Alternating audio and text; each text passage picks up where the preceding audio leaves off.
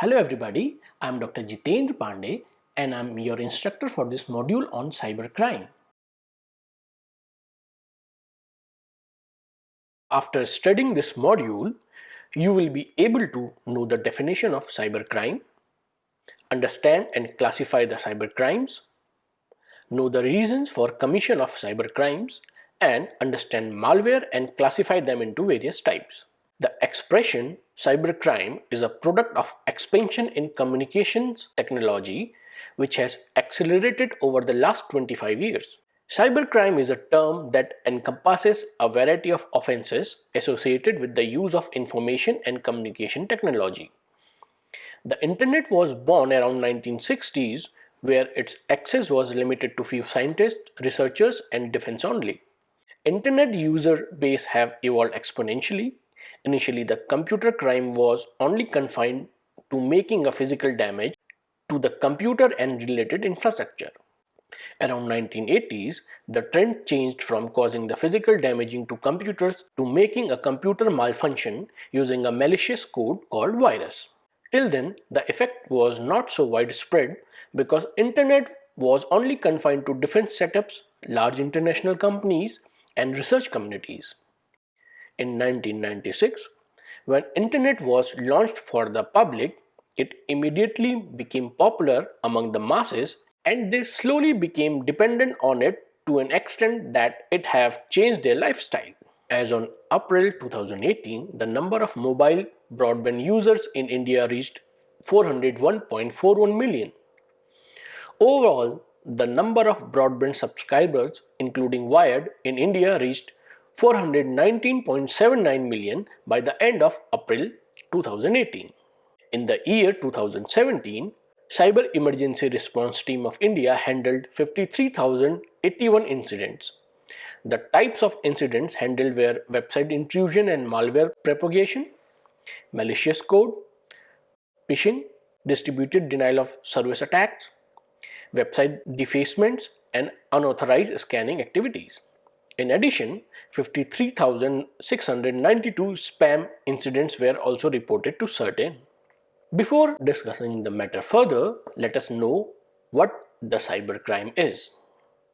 The term cybercrime is used to describe an unlawful activity in which computer or computing devices such as smartphones, tablets, personal digital assistants, etc., which are standalone or a part of network which is either used as a tool or target of criminal activity or both.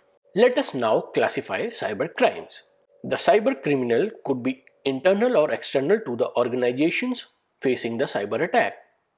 Based on this fact, the cyber crime could be categorized into two types: insider attack and external attack. An insider threat is a malicious threat to an organization that comes from people within the organization, such as employees, former employees, contractors, or business associates who have inside information concerning the organization's security practices, data, and computer systems. When the attacker is either hired by an insider or an external entity to the organization, it is known as external attack. Since the attacker is external to the organization, so these attackers usually scan and gather information. The cyber attacks can also be classified as structured attack and unstructured attacks based on the level of maturity of the attackers. Structured attacks are performed by highly skilled and experienced people, and the motive of these attacks are clear in their mind. They have access to sophisticated tools and technologies to gain access to the networks without being noticed by their intrusion detection system. Moreover, these attackers have the necessary expertise to develop or modify the existing tools to satisfy their purpose.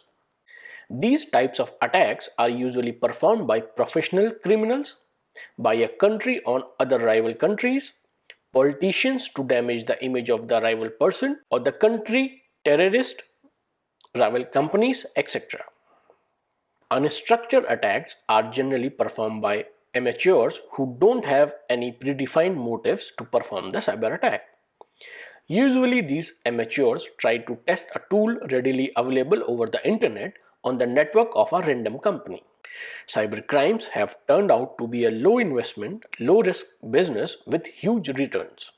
Nowadays, these structured crimes which are performed are highly organized.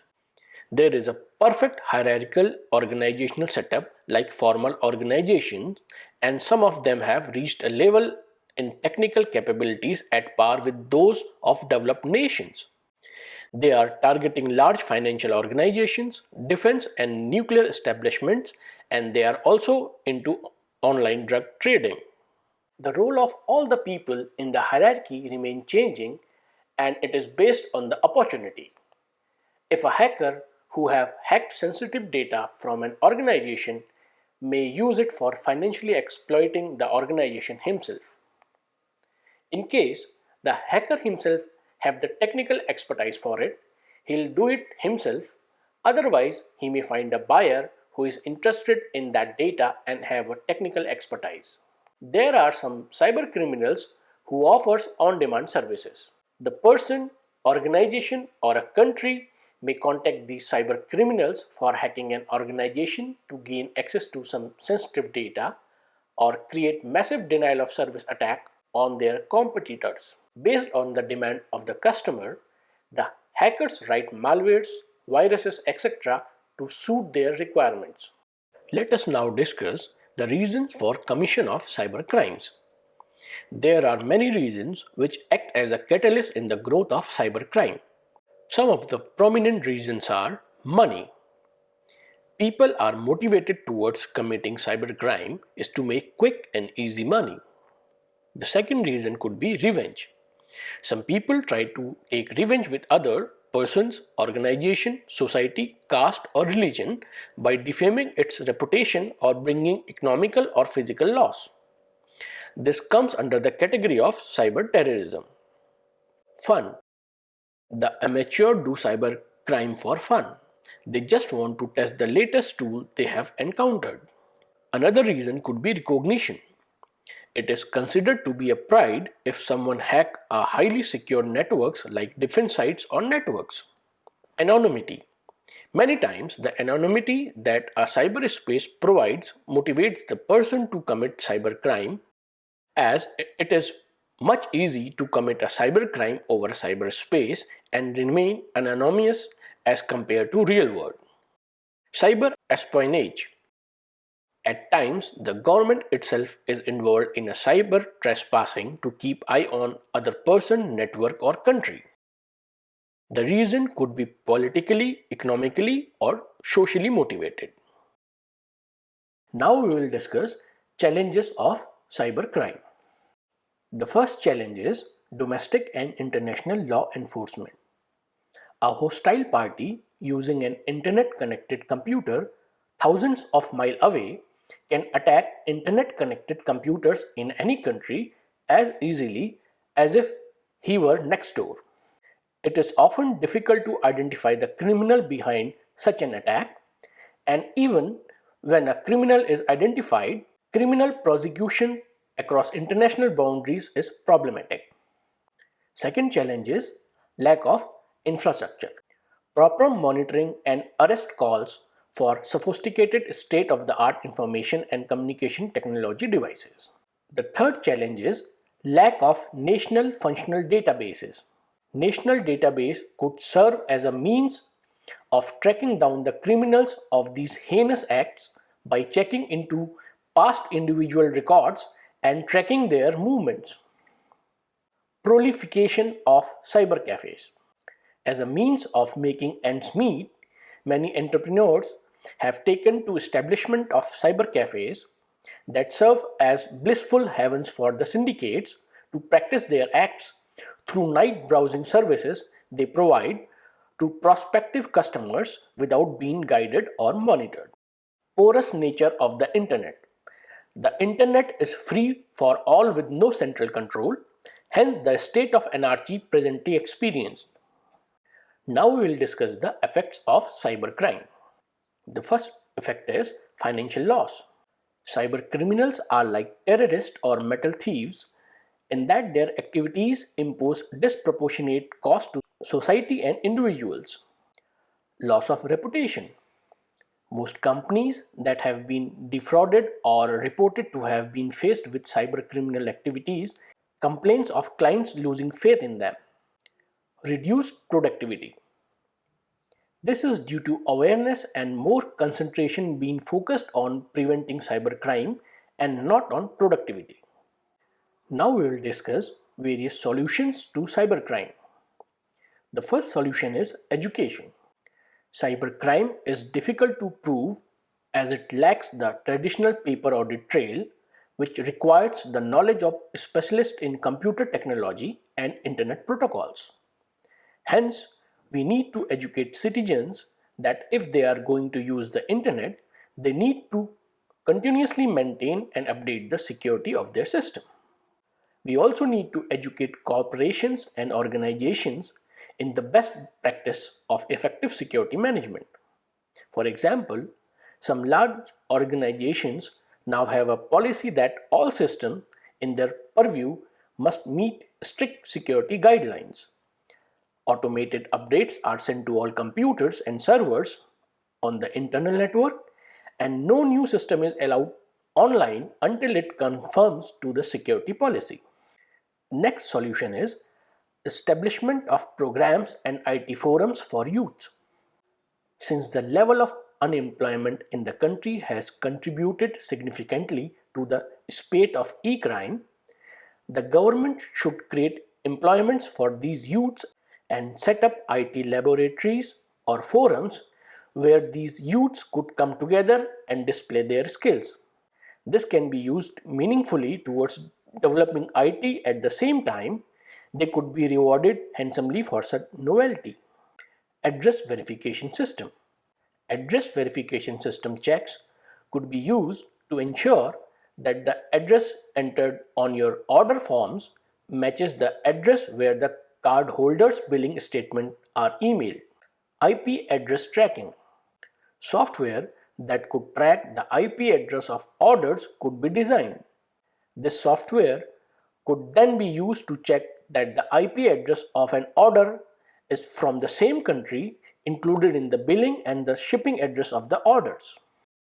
Use of video surveillance systems. The problem with this method is that attention to be paid to human rights issues and legal privileges. Antivirus and anti-spyware software.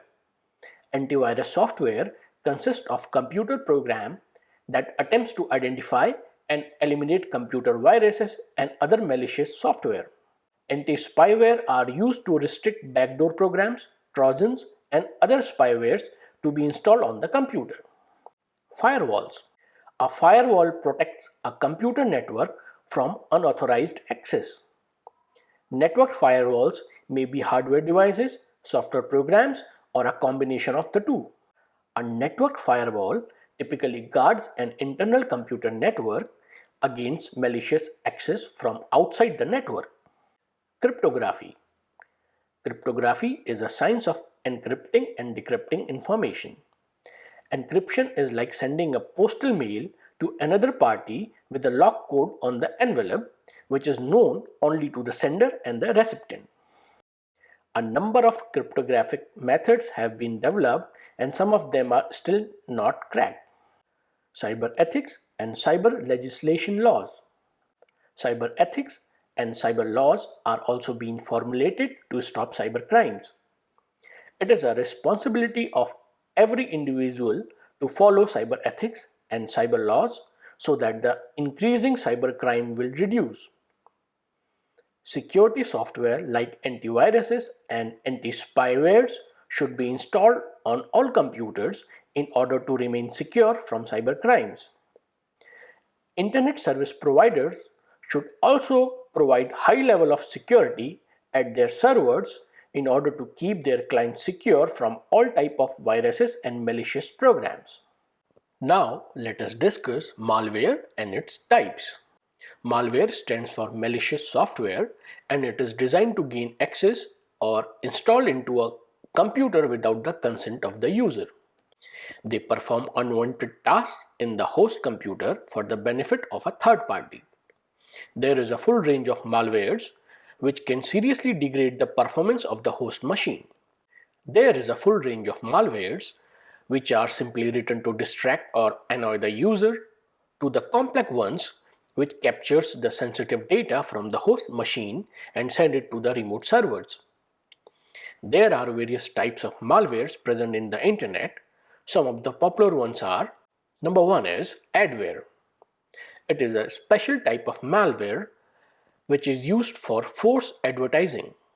They either redirect the page to some advertising page or pop up an additional page which promotes some product or event. These adwares are financially supported by the organizations whose products are advertised. The second one is spyware. It is a special type of malware which is installed in the target computer with or without the user permission and is designed to steal sensitive information from the target machine. Mostly, it gathers the browsing habit of the user and sends it to the remote server without the knowledge of the owner of the computer. Most of the time, they are downloaded into the host computer while downloading freeware, that is free application programs from the internet. Spywares may be of various types. It can keep track of the cookies of the host computer. It can act as a keyloggers to sniff the banking passwords and sensitive information, etc. The third variety of malware is browser hijacking software. There is some malicious software which are downloaded along with the free software offered over the internet and installed in the host computer without the knowledge of the user. This software modifies the browser settings and redirect links to the other unintentional sites. The next category of malware is virus. A virus is a malicious code written to damage or harm the host computer by deleting or appending a file, occupy memory space of the computer by replicating the copy of the code, slow down the performance of the computer, format the host machine, etc. It can be spread via email attachment, pen drives, digital images, e-greeting, audio or video clips, etc. A virus may be present in a computer, but it cannot activate itself without a human intervention. Until and unless the executable file or exe is executed, a virus cannot be activated in the host machine. The next category is worms. They are a class of virus which can replicate themselves. They are different from the virus by the fact that they do not require human intervention to travel over the network and spread from the infected machine to the whole network. Worms can spread either through network using the loopholes of the operating system or via email. The replication and spreading of the worm over the network consumes the network resources like space and bandwidth and force the network to choke. Next is Trojan horse. Trojan horse is a malicious code that is installed in the host machine by pretending to be a useful software. The user clicks on the link or download the file which pretends to be a useful file or software from a genuine source. It not only damages the host computer by manipulating the data, but also it creates a backdoor in the host computer so that it could be controlled by a remote computer. It can become a part of botnet, which is a network of computers which are infected by malicious code and controlled by central controller. The computers of this network which are infected by malicious code are known as zombies. Trojans neither infect the other computers in the network nor do they replicate. Scareware. Internet has changed how we talk, shop, play, etc. It has even changed the way how the criminal target the people for ransom. While surfing the internet, suddenly a pop-up alert appears in the screen which warns the presence of dangerous virus, spyware, etc. in the user's computer. As a remedial measure, the message suggests the user to download the full paid version of the software. As the user proceeds to download, a malicious code known as scareware is downloaded into the host computer. It holds the computer hostage until a ransom is paid. The malicious code can neither be uninstalled nor can the computer be used till the ransom is paid. Now we will discuss various kinds of cybercrime, and the first one is cyber stalking. Cyber stalking is an act of stalking, harassing or threatening someone using internet or computer as a medium. This is often done to defame a person and use email, social network, instant messenger, web posting, etc. by using internet as a medium as it offers anonymity. The behavior includes false claim to defame a person, threat, sexual exploitation to minors, monitoring, etc. Child pornography. It is an act of possessing image or video of a minor who is under 18 engaged in sexual conduct. Forgery and counterfeiting.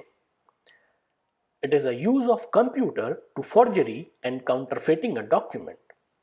With the advancement in the hardware and the software, it is possible to produce counterfeits which matches the original document to such an extent that it is not possible to judge the authenticity of the document without expert judgment. Software piracy and crime related to IPRs.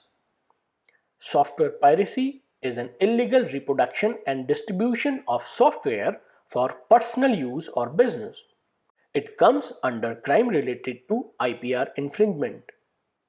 Some of the other crimes under IPR infringement are downloading of songs, downloading movies, etc. Cyber terrorism. It is defined as the use of computer resources to intimidate government, the civilian population, or any segment thereof in furtherance to political or social objectives. Phishing. It is a process of acquiring personal and sensitive information of an individual via email by disguising as a trustworthy entity in an electronic communication. The purpose of phishing is identity theft, and the personal information like username, password, and credit card number, etc. may be used to steal money from the user account. If a telephone is used as a medium for identity theft, it is known as vishing or voice phishing. Another form of phishing is smishing, in which SMS is used to lure customers. Computer vandalism. It is an act of physically destroying computer resources using physical force or malicious code. Computer hacking. It is a practice of modifying computer hardware and software to accomplish a goal outside the creator's original purpose. The purpose of hacking a computer system may vary from simple demonstrations of technical ability to stealing, modifying, or destroying information for social, economic, or political reasons. Now the corporates are hiring hackers, a person who is engaged in hacking computers, to intentionally hack the computer of an organization to find and fix security vulnerabilities. The hackers may be classified as white hat. White hat hackers are the persons who hack the system to find the security vulnerabilities of a system and notify to the organizations so that the preventive action can be taken to protect the system from the outside hackers. White hat hackers may be paid employees of an organization who is employed to find the security loopholes, or may be a freelancer who just want to prove his mental in the field. They are popularly known as ethical hackers. Black hat hackers. In contrast to the white hat, the black hat hack the system with ill intentions. They may hack the system for social, political, or economically motivated intentions. They find the security loopholes of a system and keep the information themselves and exploit the system for personal or organizational benefits till the organization whose system is compromised is aware of this and applies security patches. They are popularly known as crackers. Grey hat. Grey hat hackers find out the security vulnerabilities and report to the site administrators and offer the fix to the security bug for a consultancy fee. Blue hat. A blue hat hacker is someone outside computer security consulting firms who is used to bug test a system prior to its launch, looking for exploits so that they can be closed. The next kind of cybercrime is creating and distributing viruses over internet. The spreading of a virus causes business and financial loss to an organization. The loss includes the cost of repairing the system, cost associated with the loss of business during the downtime, and the cost of opportunity. The organization can sue the hacker if found for the sum of more than or equivalent to the loss borne by the organization. Spamming. Sending of unsolicited and commercially bulk message over the internet is known as spamming. An email can be classified as spam if it meets following criteria. First is mass mailing. The email is not targeted to one particular person but to a large number of people. Second is anonymity. The real identity of the person is not known. And the third is unsolicited. The email is neither expected nor requested for the recipient. These spams not only irritates the recipients and overload the network but also waste the time and occupy the valuable memory space of the mailbox. Online auction fraud. There are many genuine websites who offers online auction over internet. Taking the advantage of the reputation of these websites, some of the cyber criminals lure the customers to online auction fraud schemes, which often lead to either overpayment of the product or the item is never delivered once the payment is made. Cyber squatting. It is an act of reserving the domain names of someone else's trademark with intent to sell it afterwards to the organization who is the owner of the trademark at a higher price. Logic bombs. These are malicious code inserted into a legitimate software. The malicious action is triggered by some specific condition. If the conditions hold true in future, the malicious action begins, and based on the action defined in the malicious code, they either destroy the information stored in the system or make system unusable. Webjacking. The hacker gains the access to a website of an organization and either block it or modify it to serve political, economical, or social interest. Internet time thefts. Hacking the username and password of ISP of an individual and surfing the internet at his cost is internet time theft. Denial of service attack. It is a cyber attack in which the network is choked and often collapsed by flooding it with useless traffic and thus preventing the legitimate network traffic. Salami attack. It is an attack which proceeds with small increments and final add up to lead a major attack. The increments are so small that they remain unnoticed. An example of salami attack is gaining access to online banking of an individual and withdrawing amount in such a small amount that it remains unnoticed by the owner. Often there is a default trigger set in the banking website and transaction below say rupees 1000 withdrawal are not reported to the owner. Withdrawing amount of rupees 10,000 over a period of time will lead to a total withdrawal of a large sum of money. Data diddling. It is a practice of changing the data before its entry into the computer system. Often the original data is retained after the execution on the data is done. For example, DA or a basic salary of a person is changed in the payroll data of an individual for pay calculation. Once the salary is calculated and transferred to his account, the total salary is replaced by his actual salary in the report. Email spoofing. It is a process of changing the header information of an email so that its original source is not identified and it appears to an individual at the receiving end that the email has been originated from source other than the original source. So, in this lecture, we have discussed about cybercrime, its classification, and its types, followed by a detailed note on malware and its type. I hope this lecture was useful for you and helped you in attaining your learning objectives. Thank you.